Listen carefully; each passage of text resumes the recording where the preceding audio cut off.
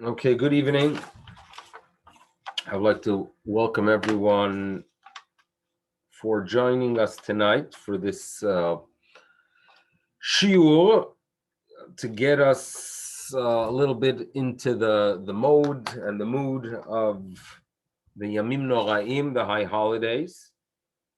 So first of all, I'd like to thank our sponsors for this class. So first of all, thank you to Agi and Arthur Dunek, who are sponsoring to commemorate the yahrzeit of Arthur's father, Chaim ben Moshe. The yahrzeit was on the 30th of Av, so thank you.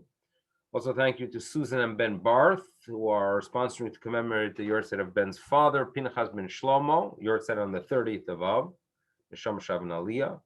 Also, thank you to Izzy and Naomi Fishman, who are sponsoring to commemorate the yahrzeit of Izzy's father, Joseph Fishman, the 24th of Av, Yosef Mordechai ben Yitzchak, Zechrona Livracha. So thank you, Neshama Shav and Aliyah. Thank you also to Avram Ran Nani, Riva, and David Green, Naomi and Izzy Fishman, who are sponsoring to commemorate the yahrzeit of Avram's wife and Riva, Naomi's mother, Chaya Bracha Bat Yitzchak Vebluma, Zechrona Livracha, the yahrzeit on the 23rd of Av. So we do thank you. Neshamas should have an Aliyah. It's nice to have everyone back for a shiur, a Thursday night shiur. The plan is throughout the winter to have Thursday night shiurim. That's our goal, be'ezrat Hashem. But now we have to start thinking about Yamim Noraim, about Elul, even though we've eaten a chunk and the majority of Elul has passed. But I think it's an opportunity to review what we should be thinking, what we should be mindful during this season. And it would be a loss to just pass through this season without awareness of what it's about. It does pass. We do Be'ezrat Hashem get over it, but it's important to be mindful of what it is about, and it should be absorbed into our minds and as a result, perhaps into our souls. So that's what we're going to try to do. And it's really the responsibility that we have during this period of time. Have you ever heard of a place in the United States of America by the name of Shanksville, Pennsylvania? Shanksville. So it's a location that most probably very few people knew about until 2 decades ago, 20 years ago, when unfortunately on 9/11, we remember 9/11, one of the hijacked planes was taken over by the heroic actions of the passengers and crew.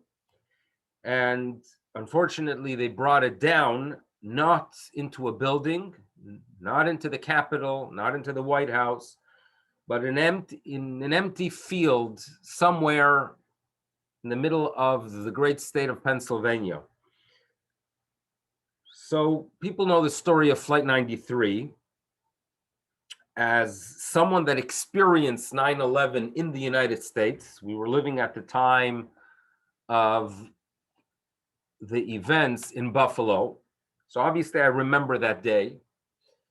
And in the back of my head, I always had this idea of perhaps one day, if I happen to be in the area of Shanksville, Pennsylvania, I'll stop in, to remember these are people that were doing righteous things as good human beings, just hopping on a plane, and then these chayas, these animals, and really we shouldn't call them animals because it's not appropriate to associate creatures of HaKadosh Baruch Hu to such evil people, killed many innocent people.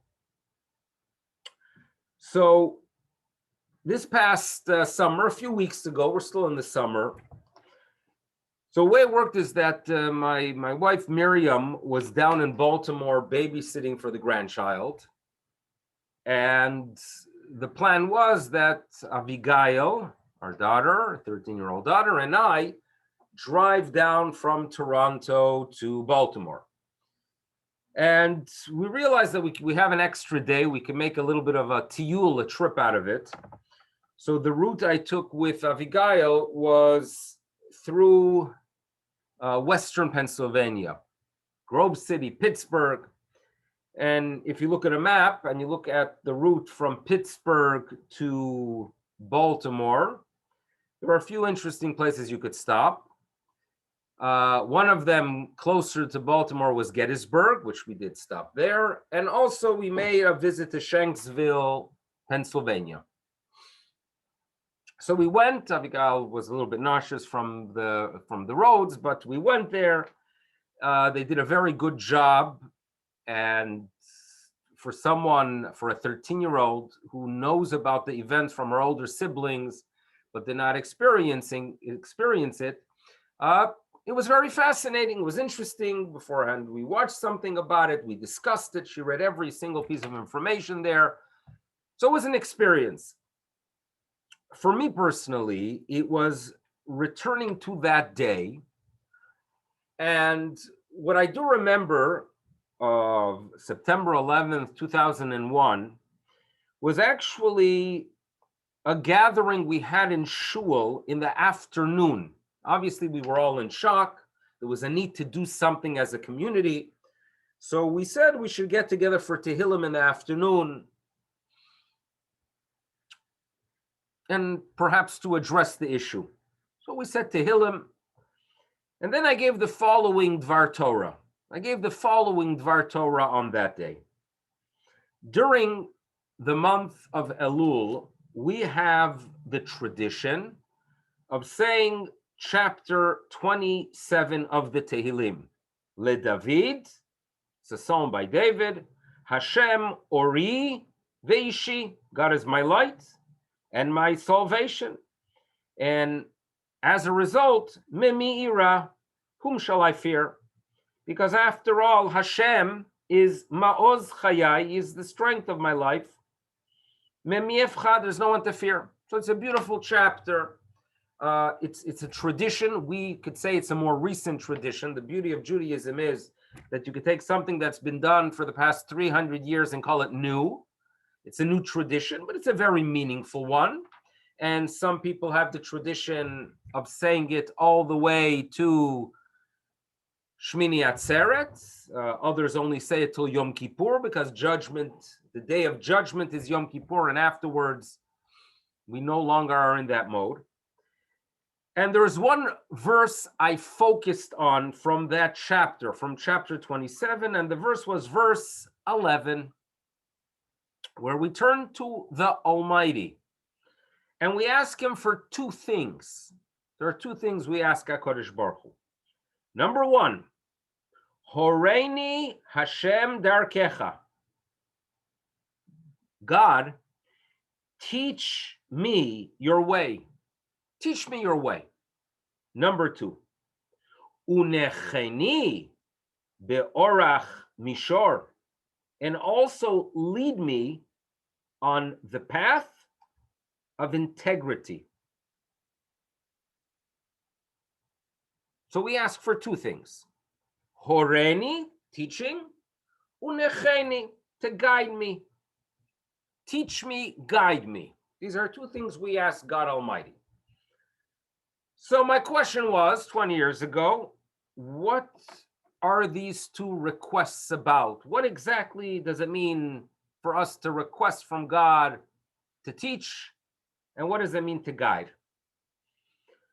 So my answer is to live a religious life of value, of purpose, we need two things. Number one, there's information we need. We need to know what is right and what is wrong. I know that being kind to people and being patient with people and loving them and concern for their welfare is right. And I know that losing my patience and getting angry is wrong. So first of all, I have to learn right from wrong. And I turn to the Almighty, please assist me. HaKadosh Baruch Hu, can you please assist me and teach me, right? If I have a crooked way of thinking, I'm not going to learn. I'm simply not going to learn. I turn to the Almighty and I say, please teach me your ways. I think it's a fair request. But that's not enough. That's not enough. I also ask him that he should go ahead and unecheni beorach mishor, lead me as well. And what does leading refer to? There are times that I know very, very well what's the right thing to do. But I have an evil inclination, I have weaknesses, and at times I don't do what I do know I should be doing. That's human nature. And what we are being told is that we could turn in prayer to the Almighty and request from him, Rebbeinu Shalom, do me a favor, help me out here. Do me a favor, even though I'm exhausted and I'm dealing with someone that is simply driving me nuts. Please, HaKadosh Baruch Hu, assist me that I should say the right things. In other words, not get angry with them, not lose my patience. Assist me that I don't give into temptation. There are two things we need. We need knowledge. We need to know right from wrong. And then the determination to do the right thing. Both are very important. It is dangerous if we only know what's right, but don't have assistance from above to overcome the evil inclination. But so too, and this was the point I was focusing on 20 years ago, it is extremely dangerous if you have number two, if you're very determined, you're very frum, you're very, very religious, you are determined to go ahead and do what you believe in. But if you don't have number one, if Hashem did not teach you his way, and you have crooked ways, extremely destructive and crooked ways, but you have the number two, but you have the determination, you could do some awful things. And here we have it, I said. We have terrorists, 19 of them, who are extremely committed, very, very committed. Boy, were they heroic in their number two, meaning their ability to go ahead and push forward with what they believe in. But the sadness is how crooked their faith is. A corruption of what a human being should be doing. What kind of religion is that? And again, I'm not talking about a whole religion. That's not what I want to do here. But the fact is to have people that they believe that to kill innocent people is something that satisfies the gods. My goodness, that is destructive. That you blow up innocent today in the news, right? People, religious, very religious. Religion on its own is extremely dangerous, very, very dangerous. And if you have very determined people, but don't know wrong from right, or take a corrupt version of her faith, unfortunately, it could be our faith as well, by the way. People have done some quite destructive things with our precious Judaism over the years. They are lacking that assistance from above of Horeini Hashem Darkecha. So the message then was, Almighty, assist us because we want to have a positive impact on the world. Assist us. And that message, which came back to me in Shanksville about 5 weeks ago, is the message I'm starting off our journey of Yamim Noraim, the journey that we're learning here together. And what I would like to do is to talk about those two parts, right? The part number one is about figuring out what we should be doing. And number two, talking about, now that we know what is right, what tools could we use to actually get there? Now, during this season, there is one thing we should be focusing on. It's one word, tshuva, right? To return. We make mistakes. Welcome to the season when they could be fixed. right? There are things people perhaps said or emailed or communicated with others. They regret it. They feel bad. Welcome to the cleanup season. Fine. That's number one. But we also need tools in strengthening ourselves to be able to do it. So that's our discussion here tonight. Now, we're going to start off with David HaMelech. David HaMelech. And I'm going to share with you a statement made in the Talmud, where the Talmud tells us, you want to know among the many good things King David did, you want to know something very special he did for us that remains with us today, 3,000 years after his passing.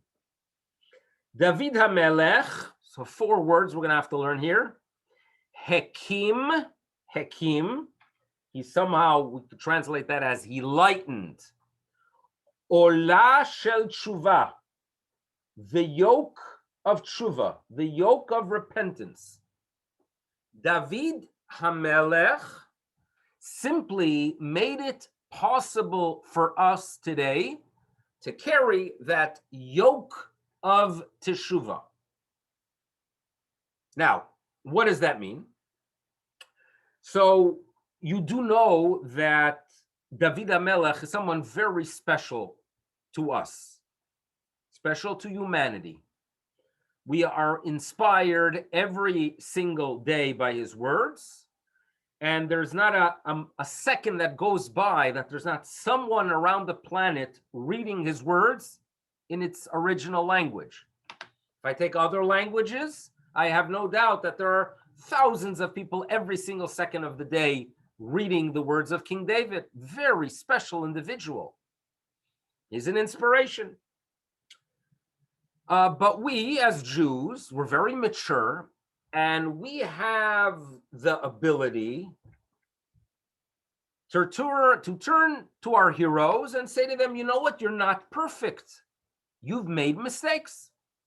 And King David HaMelech, made a mistake. What's the mistake? So there was a story that occurred with Bathsheba. It's one we've studied in the past. I'm sure you are familiar with. What's interesting to me often is the fact that those who study Tanakh only and don't look at the rabbinic tradition they approach his sin as something that is terrible, awful. On the other hand, those who are only familiar with the story from rabbinic tradition, from Talmudic sources, seem to approach his sin as something very, very minor.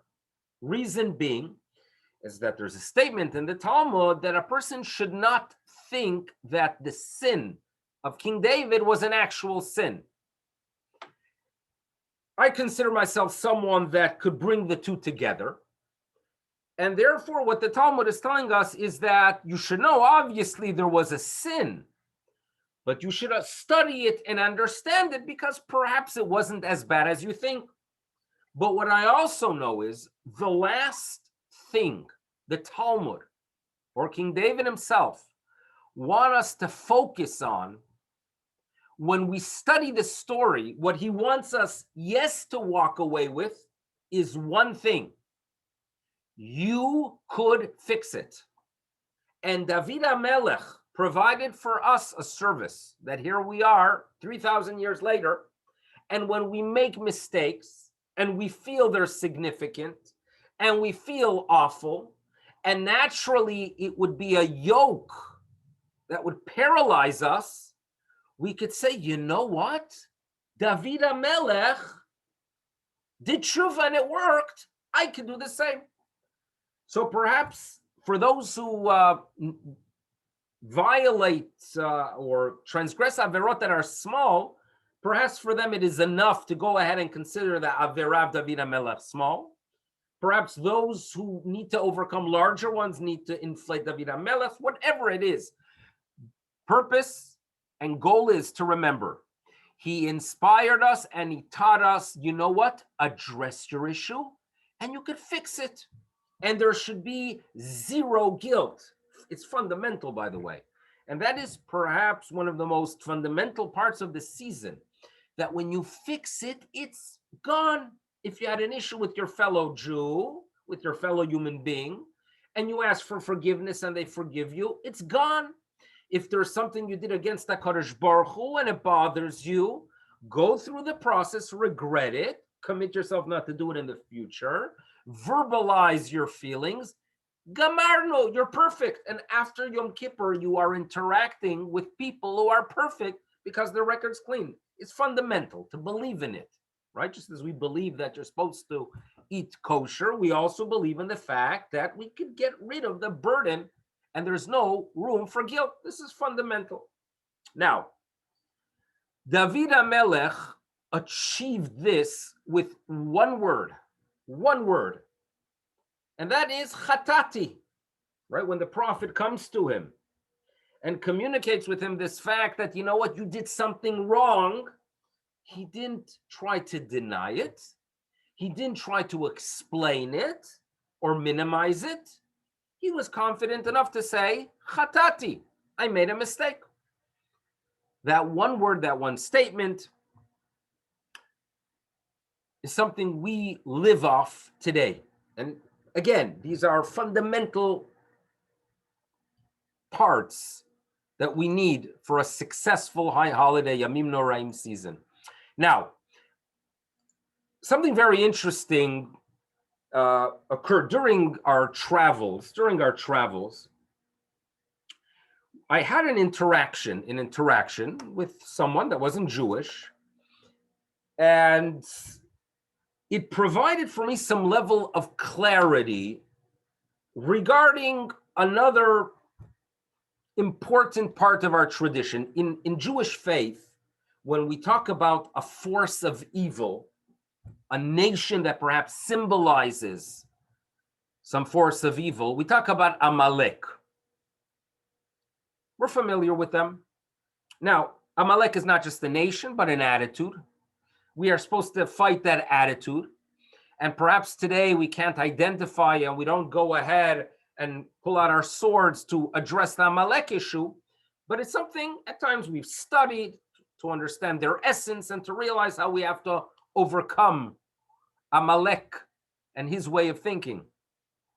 Now, by opening Tanakh in our tradition, you realize that David HaMelech was successful in fighting Amalek.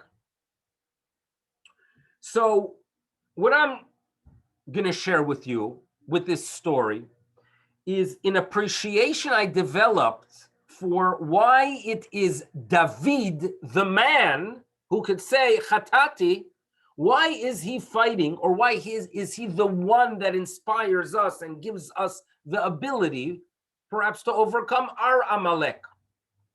Let me share it with you. Now, we, Baruch Hashem, this past summer had a grandson about 3.5 weeks ago in Far Rockaway, New York. Fine, so we were there, Baruch Hashem, for the bris. His name is Yehoshua Aryeh. Yehoshua Aryeh is 3 weeks old. He's our Aaron's son.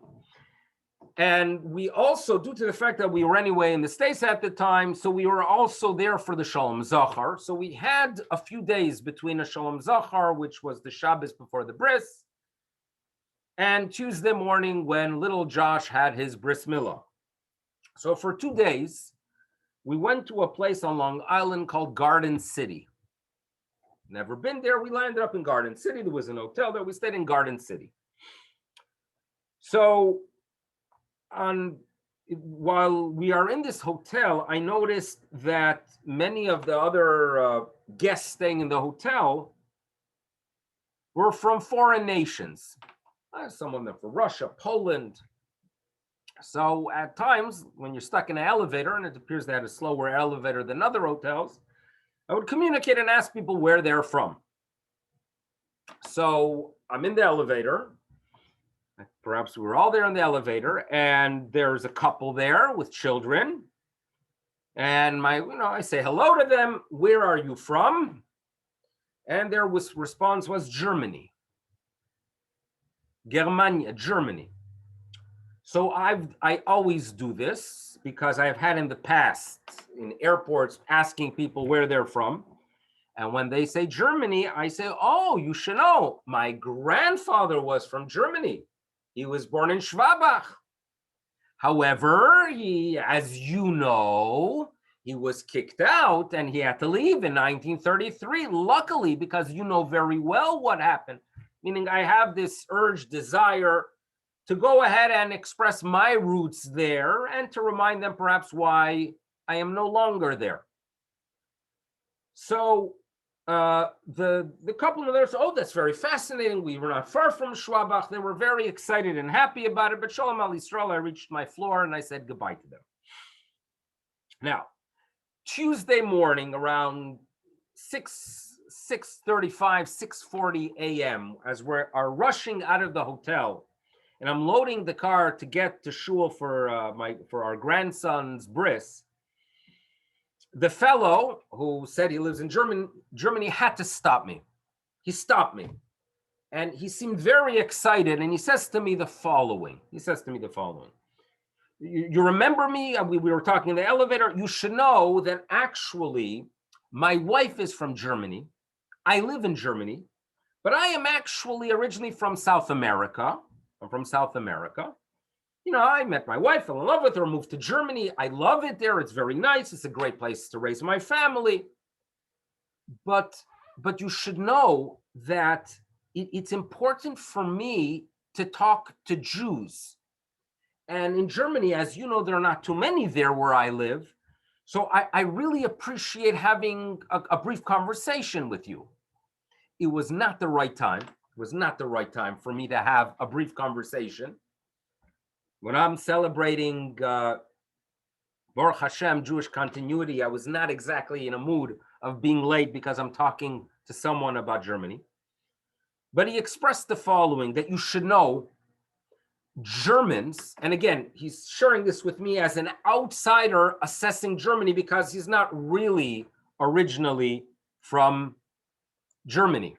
He says to me the following, you should know Germans are very, very proud, They're very determined. And there's a lot to be impressed with them. But there's a problem I sense in their nature that Germans cannot admit to a mistake. Due to the fact that they are focusing on perfection, right? And a work ethic. And getting the job done in the right way, they cannot admit a mistake. And by the way, even with my wife, she wasn't there, but it seems to be that in that early morning, exchange, I'm becoming a marriage therapist as well. Even my wife, there are times that she simply does not admit to a mistake. Okay. So and by the way, you should know, I'm telling this to you as a Jew because for many years in Germany, they simply did not talk about the events of World War II and the Holocaust. They couldn't. They naturally couldn't. So now there's obviously more of a conversation. It's a new generation, but the generation that I've seen over the past few decades, the old timers, they can't. German nature is not to admit to a mistake. It's this pride. I'm perfect, right? The Ubermensch cannot admit to a mistake. Fine, okay. So he appreciated the fact that he could talk to a Jew because he's obviously struggling with someone that is a decent, good human being and knows the history, and the fact that he's interacting with people that cannot admit it. For him, there was something soothing. I had to apologize. I moved on. But what I walked away with was with clarity. Why is David HaMelech the one that could fight and destroy Amalek? Why is it that we could use the David HaMelech to overcome that little Amalek force within us that thinks, I'm perfect, I don't make mistakes, and when I do, I can't admit to a mistake because my whole self-image will fall apart if I admit I made a mistake. Who is the one that will give us those tools? David HaMelech. That's what I learned on that day. And if we're entering into a season of Horeini Hashem Darkecha, the first thing that God teaches us during this season is, number one, it's a time that He wants to connect to us. He wants to give us the opportunity to become closer to Him. And yeah, when mistakes are made, He gave us, He guided us how to fix them. Chatati, I made a mistake. I don't fall apart as a result, right? I still have something to me. The chet is not my whole essence, right? The chet is not my whole identity. I am a good person. I've made a mistake. I'm going to address it.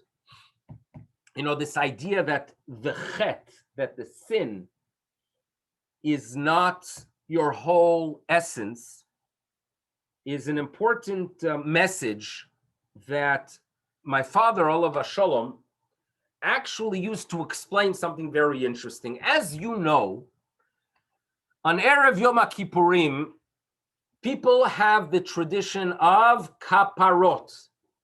Traditionally, some of you probably in the olden days still have memories of going to some butcher or perhaps having some gathering where they swing a chicken around your head. We've discussed this in the past, how while in Ashkenazi communities it was done, there were those who were extremely uncomfortable with the practice. And therefore, from the world I come from, we do kaparot due to the fact that it's tradition, but we don't do it with chickens. We do it with money. Although originally it was one that was, yes, to use an animal, our practice is, to balance it. When there's a tradition that we're a little bit unsettled with, right? Because as we all know, the goal is to change from within. By focusing on something external and making the season all about external things like kaparot and tashlich, you could be losing out some very important pieces of this season. Okay, so those are the kaparot. So I heard from my father an explanation to what kaparot are about. And the explanation goes as follows. There's a story in the Talmud about a person called Eliezer ben Durdaya. Ben Durdaya. Now, this Ben Durdaya was no righteous person at all, but rather it appeared had a lot of time on his hands to do whatever he desired. And unfortunately, he used it to fulfill his personal desires. In the words of the Talmud, lo heniach zona achat ba'olam. If he would hear about a prostitute somewhere, he would hop on a plane, make his way to visit her. That was his essence. He gave in to this weakness that men have. Right? It's not a modern weakness. It always existed. He gave in to temptation, and the way it works with this force, if you give into it, the monster becomes bigger. And that was his whole essence, his whole identity, his whole life. Tragic. Until one day he hears about a specific zona that was very expensive, a high-end prostitute. He gets the money together. This is all in the Talmud, by the way. Avodah Zarah, page 17. He travels, in the words of the Talmud, he passed 7 rivers. And the prostitute said to him something like, one day you're going to just vanish. You're going to be a nothing. And for whatever reason, he got inspired by her words. And he decided to do tshuva. The Talmud tells us, when he realized that he's wasted a life, the most precious thing given to us humans, Heniach rosho ben birkav, he placed his head between his knees. He cried, ad sheyatzta nishmato, and he died. He died. A voice from heaven came out and said, you should know, Rabbi Elazar ben Durdaya, mezuman lechaye olam haba. He has a portion in the world to come. He did tshuva, he's a righteous person. Okay, this is in the Talmud. Now, my father explained that for all people who make mistakes, and yes, violate averot, the averot are external. It's not your essence. Now, that is true for 99.99% of violators. But unfortunately, there are times where the whole essence of a person is sin. And that was this Elazar ben Durdaya. As a result, when he finally did do tshuva, there was nothing left of him, and he died. Now, the point of kaparot, my father says, we want to show that, yes, we've made mistakes, but they are external. They're not our essence. The tradition that existed, right, in Poland, in Hungary, the tradition that some of you perhaps saw, I don't think I ever did it. That tradition of taking a chicken and saying, Deze kaparati, the message is, yes, you've made mistakes. That's external. That's not you. You are not a violator like this Elazar ben Durdaya that has nothing left after tshuva. You have an identity that, yes, the mistake, the avera was stuck to it, but during this season, you get rid of it. It's not your whole essence. Your mistakes are not your essence. That is the message. We make mistakes. We do. We say the wrong thing, right? We think the wrong thing. We waste. We do all kind of things. It's not your essence. Yes, these are external things. That's how my father dealt with the kaparot issue. And I believe as well that if this is the season to know, when we turn to the Almighty, teach me, Horeni Hashem darkecha, it's important to remember that. You could fix it. It's not who you are. Now, let's focus a little bit on the second part. When we turn to the Almighty and say, lead me on the path of integrity. Now, another very important teaching of this season is what we're going to call Takanat Hashavim. Takanat Hashavim. What do I mean by that? In our tradition, at times, when our sources want us to perhaps relate to the supernatural, the spiritual realm, they provide for us information about the mechanism of the physical world. In other words, we are told God is merciful. How do you know it? Well, you understand what mercy is, and they'll give you a mashal lemelech basar vadam. They're going to go ahead and give you a mashal, a parable, and providing for us a story about how things occur in the physical world, we can understand the spiritual realm. Okay? That we know. What we are also told is that the system of justice of the spiritual realm is similar to the system of justice that takes place in the physical world. And we run with this, by the way. You know, for example, at night on Rosh Hashanah, there's no din. The judgment only starts during the day. Why?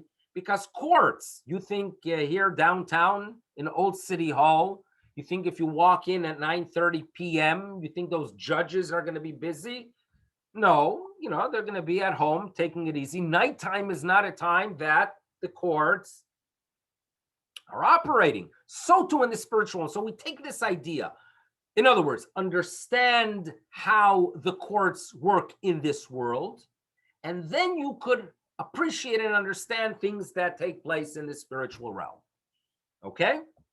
Now, there's a statement in the Mishnah where we are talking about takanot, things that were established by the courts with an understanding that if you want to keep this world moving and going, if you want to have a successful judicial system, a society that functions the way they should, we need these takanot.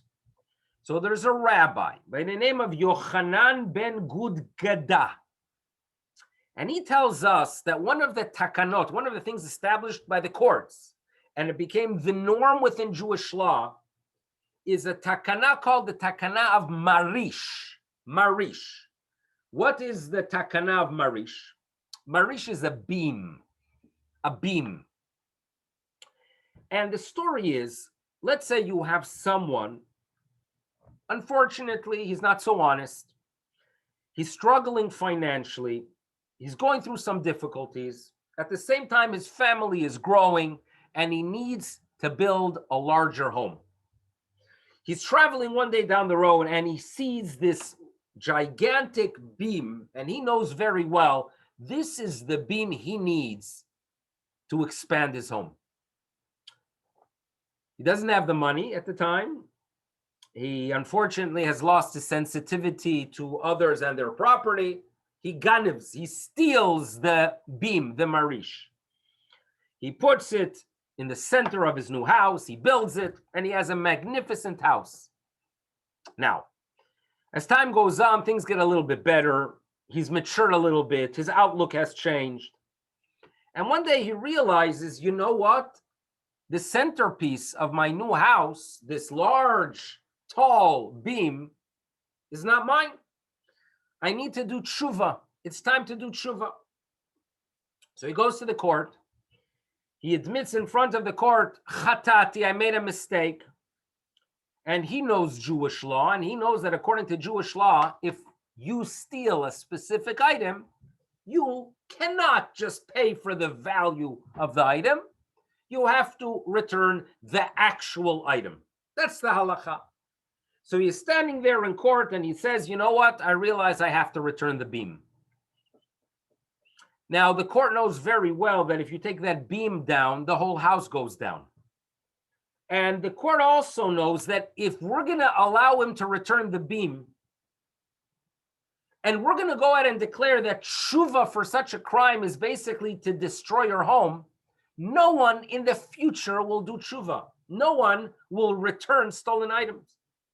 So therefore, Yochanan ben Gudgada tells us that the rabbis established that if someone gazal merish, he steals this beam, and he built it into his house, we tell him, your tshuva is different. In other words, while the norm is you have to give the actual item, in your situation, notenet adamim, you give the value and you could keep the beam.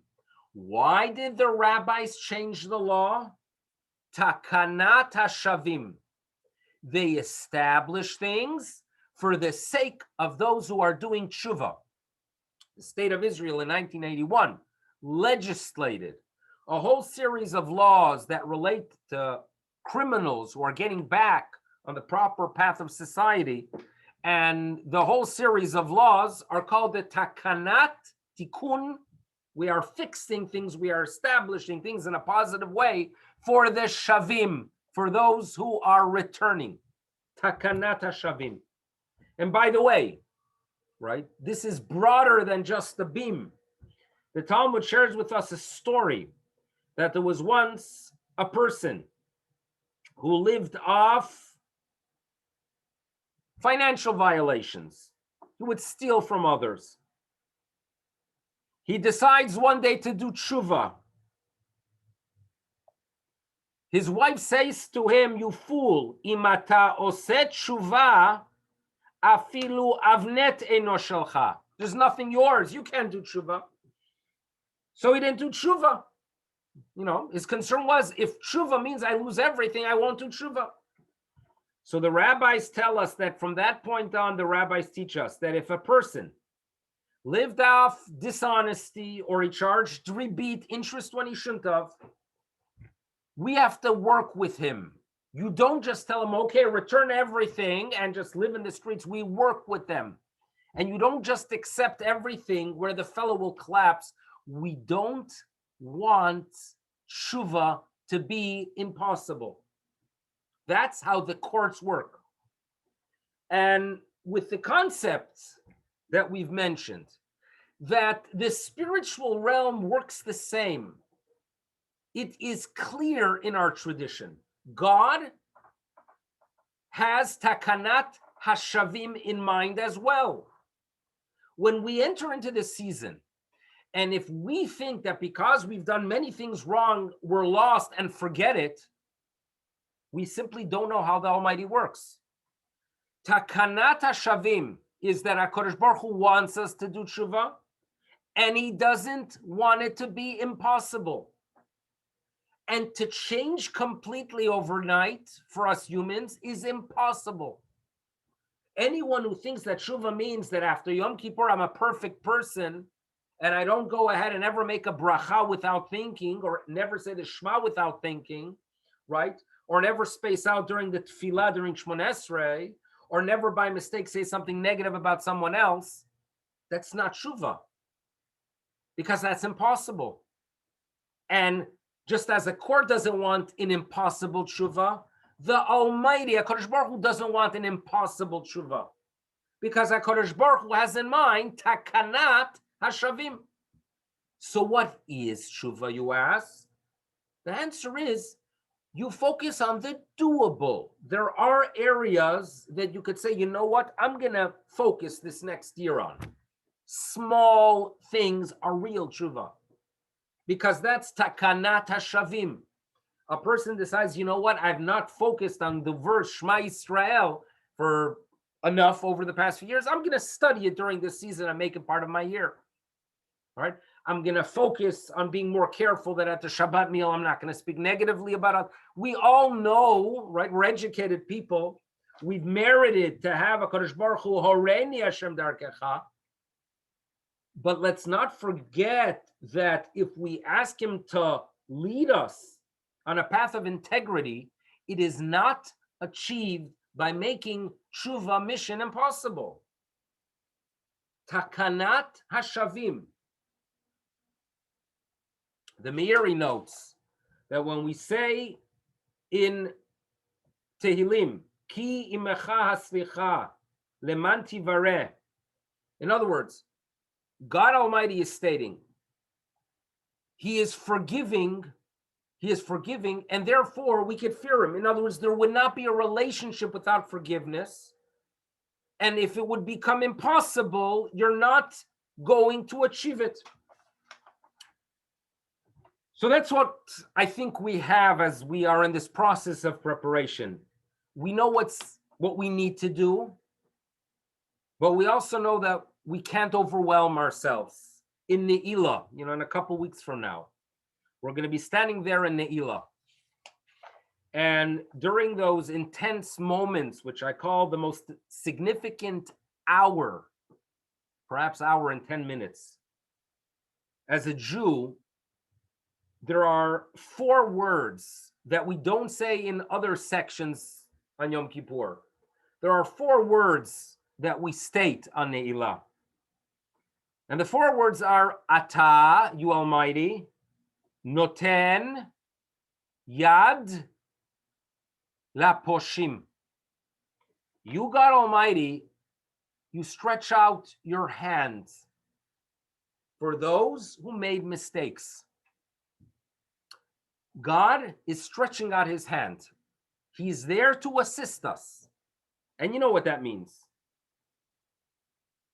It means simply that if small moves are made in his direction, small moves, not this false belief of complete change, which is worthless, which is not tshuva, because there's no takanat hashavim. when the small moves are made that I determine, you know what, this is an area I'm going to focus on. This year will be a little bit different regarding concern for others. Tefillah better, Torah, increase my study of Torah, make it my business that every day I learn a little bit. We all know there are so many good things we could do. Small things. When the small things are what we focus on during the season, and we make that small move to HaKadosh Baruch Hu, we can be very confident. Ata noten yad laposhim. So those are some thoughts and feelings about the season. It's a time, we've heard this often, Baruch Hashem for vaccines, I could say. We still need some more chesed from above that we get over it, right? Challenging times they are. You know, I also noticed that a lot of people are using COVID as an excuse. Like a lot of businesses, like, you know, you purchase some socks, you want to return it. No, we cannot receive your socks. No returning socks anymore. Why? COVID. But what do you mean? It's in a seal. COVID, we can't. And the list is using COVID as a terrorist. You know, businesses that are cutting back on different things. You know, you go to a hotel, they can't give you anything for breakfast, even COVID. So I think we could use COVID as a terrorist HaKadosh Baruch Hu as well. You know, this past year, there are things perhaps that I didn't do as a Torah Jew. Rabbanu Shalom COVID. And if Rabbanu Shalom wants us to return to normal, it's his job to fix it. That's what we can perhaps ask for during this season. Point is, a lot to pray for, a lot to daven for. And it's an opportunity. We'll have another chance next Thursday night. Bezrat Hashem, I'm not giving a class. There's a possibility we're going to go in Bezrat Hashem for the Pidyon Ben of little Josh. We don't know yet. There's a possibility. So we scheduled the next class for Sunday. It's 24 hours for Rosh Hashanah, not an ideal time, but nevertheless a time perhaps to talk a little bit about the day. For now, let's get into the season with a positive attitude, with happiness. Remember, Rosh Hashanah, Yom Kippur is also a time for simcha. It's a different type of simcha. It's internal simcha.